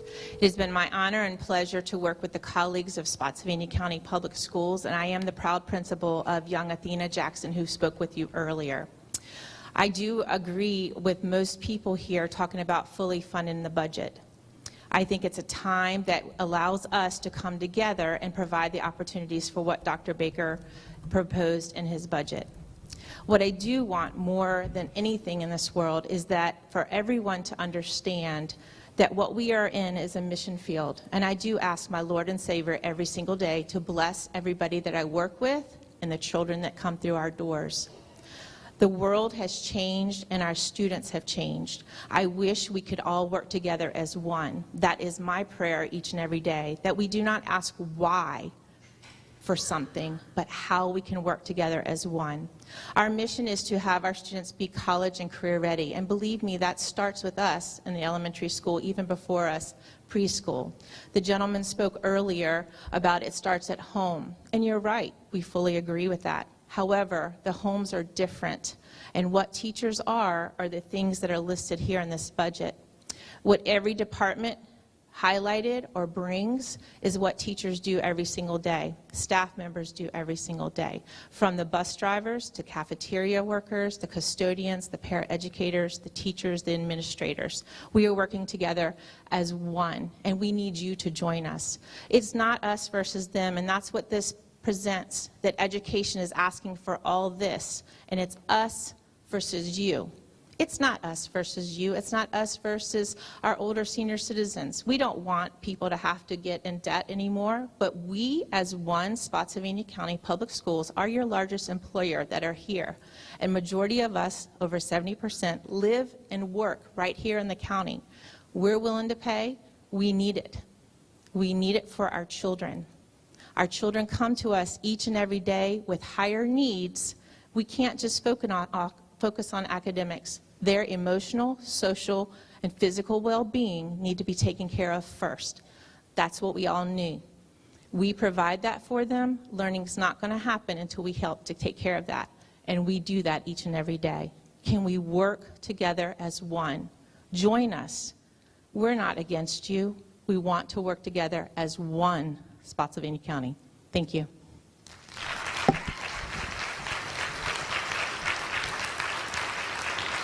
Devine Mathis, followed by Lisa Murphy. Good evening. My name is Davine Mathis, and I am a resident of the Lee Hill School District. I am actually an employee of DC Public Schools. And as an employee of DC Public Schools, I'm a clinical social worker, so I am very aware of how much it costs to support an entire school district. District of Columbia spends a lot of money for their educators.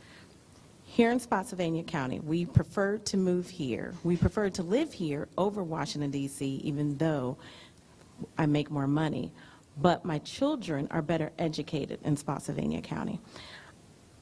It's a little alarming to me that we are actually considering not passing the proposed budget rate of 85 cents.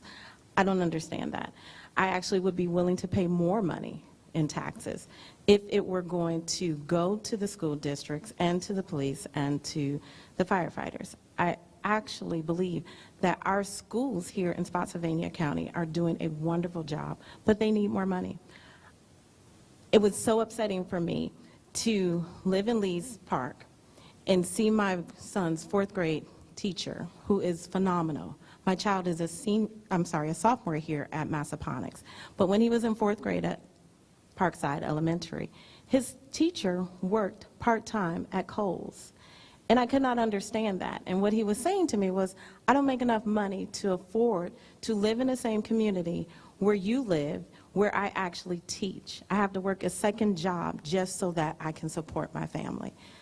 I commute 70 miles a day, but I come back here and I pay my taxes here. I live here and I spend my money here. I dropped my son off to school today. He's in the orchestra here at Massaponax.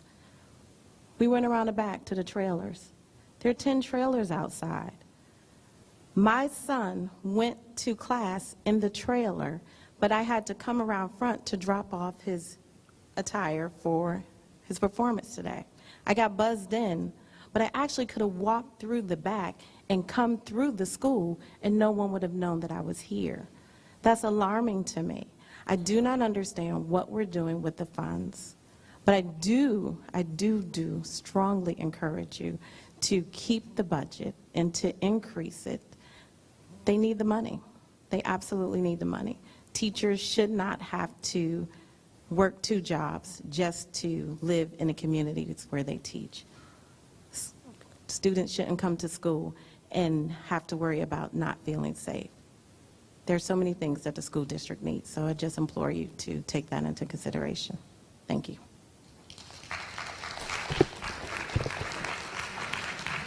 Lisa Murphy.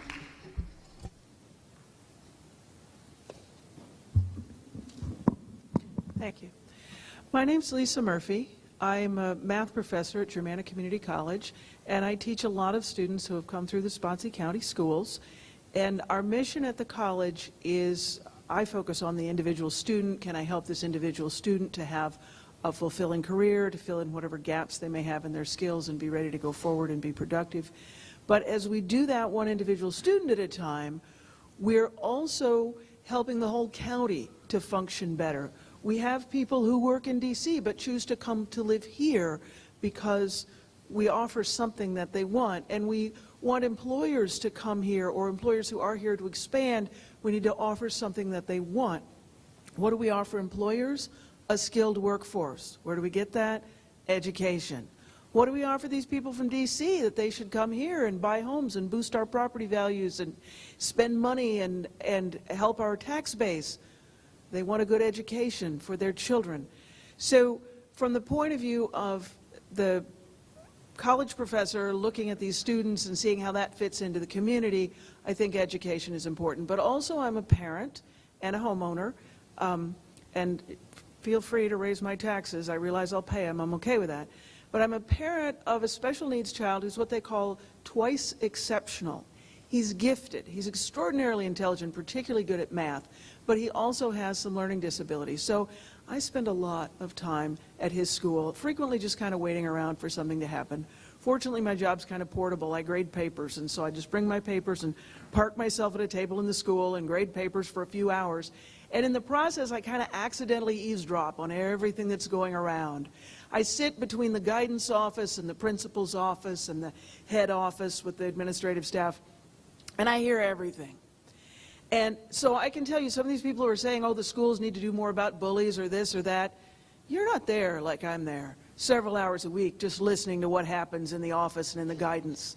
They're dealing with it brilliantly. It is amazing. They're concerned about the safety of the person you would think of as the victim. They're also concerned about the bully. This, too, is a child who has potential and needs to be taught to realize that potential. And they're trying to help everybody. And they're doing it amazingly well, given what they have to work with. But once a month, I bring in a big case of photocopy paper, and I give a ream to each of Alex's teachers and various other people, because Otherwise, they can't copy their worksheets, or they have to pay for it themselves. And I bring in facial tissue so that when a kid is crying in the guidance office, he can at least blow his nose, because they don't have budget for that either. And I'm bringing in pencils for the art teacher. So I don't know the big picture on the budget, but I know these are really dedicated, hardworking people doing everything they can for every student in the school, including the ones you think of as trouble, and they need money.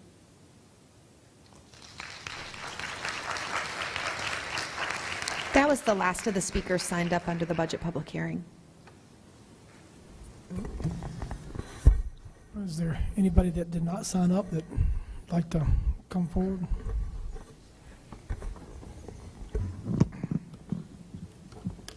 Alfred King from the Livingston District. It's sort of interesting that we have a majority of the speakers today who are teachers who are asking for more money for themselves in the school district. If I read the budget correctly, the schools are already being given $3 million more than they have now. There are no more students than they have now, so it's hard to see where this great need is. The real problem is that there's a substantial portion of the county population that is not represented here, that probably has never gone to a meeting of the Board of Supervisors or the school board. People who are on fixed incomes, people with no incomes. A very substantial portion of the people in the schools are in low or free meals because they don't have the resources to pay full price. These are the people who are not being heard tonight. These are the people who, if you raise the taxes above the equalized rate, are going to be hurt very, very significantly. It's sort of interesting to hear the people who can afford it say, well, I'm willing to pay another $120, $150. I can pay it personally, but who's speaking for the people who can't do that? And I'm not sure that I'm a good representative for that, given my background, who I am. But those people have to be heard. And before you raise the taxes above the equalized rate, give a serious thought to the people who are less well off than the teachers in this room. Thank you.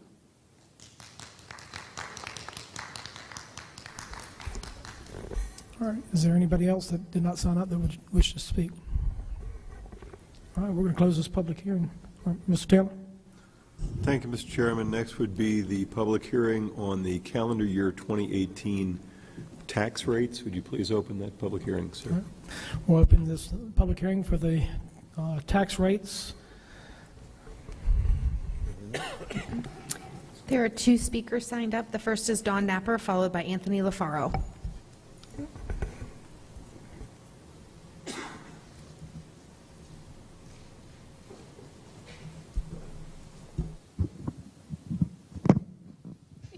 You're ready for me?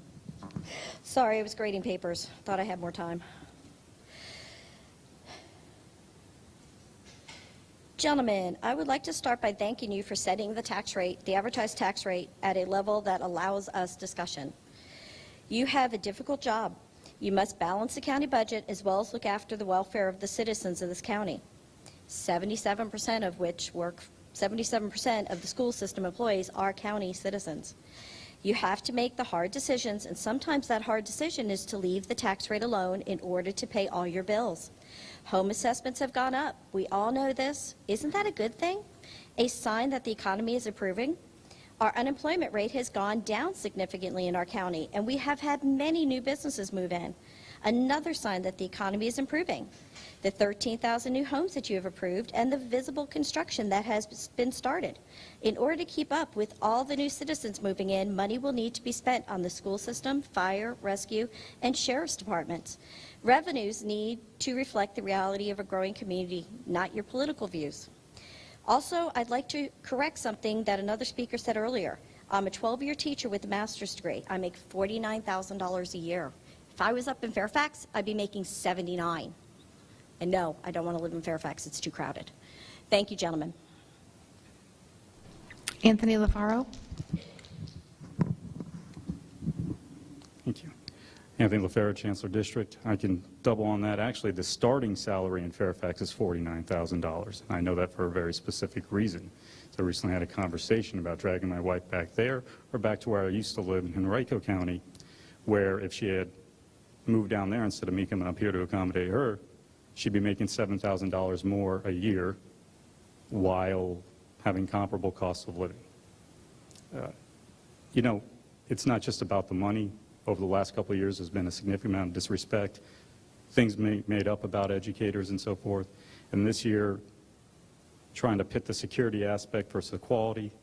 And not to mention, this year is very important because the added positions for guidance counselors and other positions to help students with special needs, which also enables teachers, when they have those resources in place, to serve the general population of the students better because they're not being overtasked to help those students that they know need extra help. And one of the suggestions was to extend the amount of time it would take to get those people into those positions. And whereas at the school board meetings, people are angry that the budget that they proposed didn't include implementing those positions sooner. And I tend to agree with them, because those positions also help get at the heart of some of the issues when we talk about school safety and bullying and mental health, about reducing those those get to the heart of that. Those treat not the symptoms. They treat the actual issue, whereas the school security can secure our children for now. Those are the types of things we need to do to get at the heart of the problems. And I'm surprised that there's not more support for that here. I'm also surprised that some people who are over the age of 65, and therefore, if they make less than $60,000 a year, qualify for a large tax subsidy in this county, coming here and being upset about tax increases when they get subsidies that people who have children in the schools don't get. Okay? I'm sure they might have had children or been children at some point too. I think our children deserve to have the same quality of education, especially when my generation and younger is picking up a big chunk of debt being left behind by previous generations. I know that's not specific to this board, but it should be said by somebody, and it's not a popular thing to say, but it's accurate, unlike some of the statements from some people who are not so big on funding schools. And honestly, you're subsidizing private residential development. That money could have been spent for schools and safety too. 5 out of 7 board members here have voted consistently to fund rezoning of land which primarily serves new residential development without getting the proffers. We have millions of dollars going into transportation this year that developers should have been paying for, not us.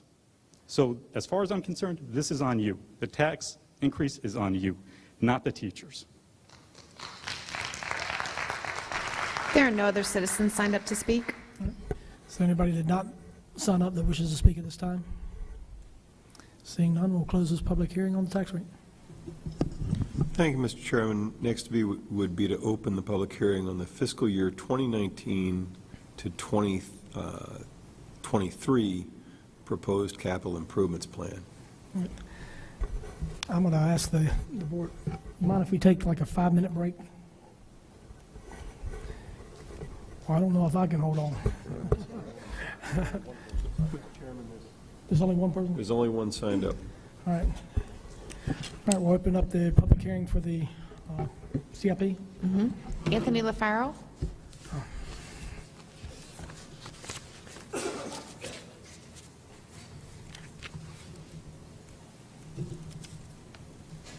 Anthony LaFaro, Chancellor District. This will be quick. I just want to advocate that any capital improvement projects, that there be coordination between the county and the school board side of things to ensure that there are proper infrastructure upgrades to our schools for safety purposes, new entrances, doors that are steel, not wood, Kevlar reinforced glass, those kinds of things. That needs to be a priority also. We need to start thinking about it now because it takes quite a bit of time to plan for that kind of thing. I don't think that should be something that's really tough to do, but that should be part of any capital improvement project regardless of how it's budgeted. Thank you. Is there anybody that did not sign up that wishes to speak now on the CIP? Seeing none, we'll close this public hearing.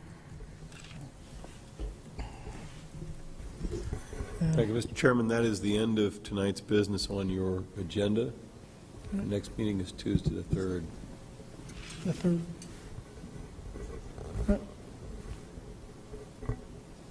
Oh, they can't hear you.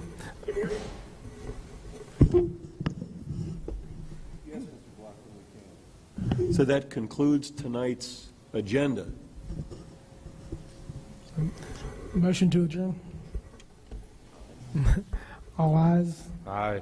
Any nays? Hearing none, we're adjourned. Thank you for everybody that came out. Appreciate it.